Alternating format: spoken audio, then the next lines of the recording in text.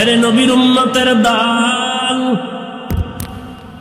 ওই ফেরাউনের নাম দুনিয়ার কেউ নিতে চায় না, খুঁজো। মুমিন মুসলমান তো দূরের কথা, সারা দুনিয়ার কোন বেঈমানের বাড়ি তালাশ করে দেখো, ফেরাউন নামে কেউ আসেনি। এর যুবক, কিসের পাগলামিতে ঘুরতেছো? তুমি বড় কিছু হইবা তার গ্যারান্টি কই?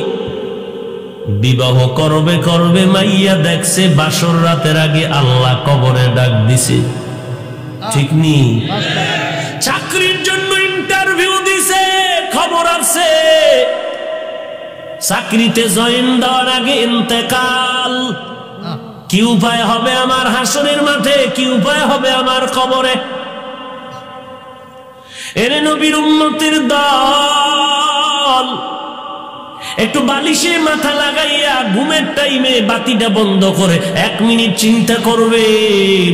সাহাবায়ে কেরামের আমলের দুর্বলতা নাই, এলেমের দুর্বলতা নাই, আকীদায় দুর্বলতা নাই, তাহাজ্জুদ কম পড়ে নাই, 5 ওয়াক্ত ঠিক আছে, সংসার চালানে ঘাটতি নাই, আল্লাহর মোহাব্বতের কোনো ক্ষেত্রে ঘাটতি নাই, তাকওয়ার বেলায় দুর্বলতা নাই।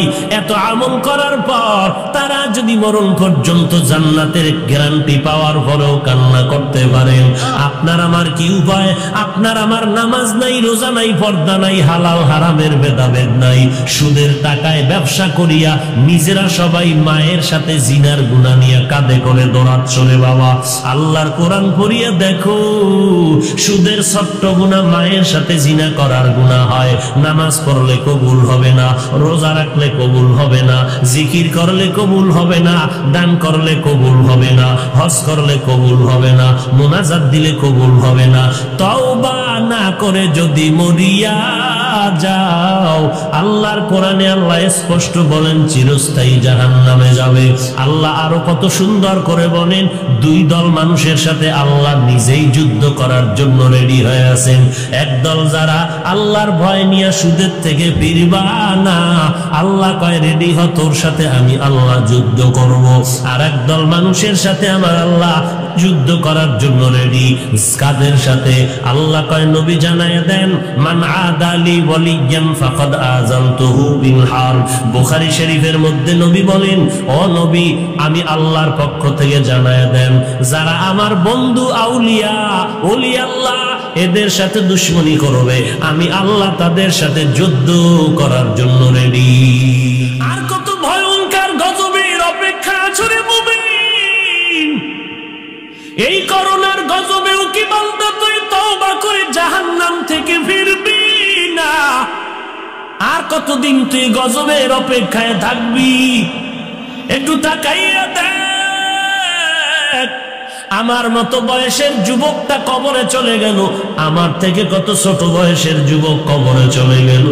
মায়ের কোলে বাচ্চার ইন্তেকাল, আবার দুধের বাচ্চার সামনে মা ঢলে পড়ে গেল, খাটিয়ায় মুর্দার খাটে মৃত্যু মাইয়েত হয়ে গেল। এরে বাবা, সন্তানের সামনে বাবার বিদায়, বাবার কোলে সন্তানের বিদায়, সন্তানের কাঁধে বাবার লাশ, আবার তাকায় দেখো বাবার কাঁধে সন্তানের লাশ। দল যখন বালিশে মাথা লাগায় বাতিটা নিবাইয়া ঘুমাইতে যাও, মনে মনে একটু ভয় করিও যে ঘুমের মধ্যেও তো কত মানুষের মরণ হয়ে যায়। কিসের টাকা, কিসের ক্ষমতা, কিসের বাড়ি গাড়ি, কই গেল ফেরাউন, কই নমরুদ, কই সাদ্দাত? টাকার অভাব নাই, কিন্তু আজ তাকায় দেখো সেই ফেরাউন এত বড় ক্ষমতাওয়ালা টাকাওয়ালা, 40 বছর পর্যন্ত যেই ফেরাউনের কোনোদিন ঠান্ডা লাগে নাই। একটু তাকায় দেখো সেই পাপিষ্ট ফেরাউনের লাশটা আজ কোথায় আছে। এরে নবীর উম্মতের দল, ওই ফেরাউনের নাম দুনিয়ার কেউ নিতে চায় না, খুঁজো। মুমিন মুসলমান তো দূরের কথা, সারা দুনিয়ার কোন বেঈমানের বাড়ি তালাশ করে দেখো, ফেরাউন নামে কেউ আসেনি। কাউকে যদি বলা হয় মাসে 1 লাখ টাকা দিব, ফেরাউন নাম রাখে দাও। কিসের পাগলামিতে ঘুরতেছো? তুমি বড় কিছু হইবা তার গ্যারান্টি কই? বিবাহ করবে করবে মাইয়া দেখছে বাসর রাতের আগে আল্লাহ কবরে ডাক দিছে, ঠিক নি? চাকরির জন্য ইন্টারভিউ দিছে, খবর আছে চাকরিতে জয়েন দেওয়ার আগে ইন্তেকাল। জীবনের হায়াতের কোনো গ্যারান্টি নাই। এই মহামারী করোনায় কত প্রাণ চলে গেল, আরো কত প্রাণ চলে যাবে কোনো জানা নাই রে বাবা। অহংকারী করিও না। আল্লাহর মোহাব্বত নিয়ে বান্দা 5 বেলার নামাজ পড়ো তো পড়ো মোহাব্বতে বড়। নবী বলেন 5 বেলার নামাজ পড়বা 50 ওয়াক্ত নামাজের সওয়াব দাও। উম্মতের দল, ওই জান্নাত যদি পেতে চাও 2টা কর্মসূচি পালন করা লাগবে। 1 নম্বরে পরিশুদ্ধ ঈমান, 2 নম্বরে নেক আমল। যে ঈমানের মধ্যে আর কোনো শিরিক থাকবে না, কারো অংশ থাকবে না।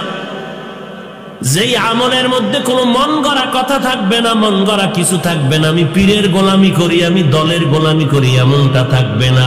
মুমিন বান্দা তুমি তাবলিগে যাও, চরমনাই যাও, কওমিতে বড়, আলিয়ায় বড়, স্কুলে বড়, আওয়ামী লীগ করো, বিএনপি করো, যে কোনো দল করো, তোমার মনে রাখতে হবে স্লোগান 2টা, আমি মুসলমান, আমি আল্লাহর গোলাম, গোলামি করি আল্লাহর, আদর্শ মানব মদিনাওয়ালা নবী। এরে আল্লাহর বান্দা যুবক, আমিও তো তোমার মতো একটা যুবক। আমি মুসলমান, তুমিও মুসলমান। আমার নবী তোমার নবী এক না আলাদা?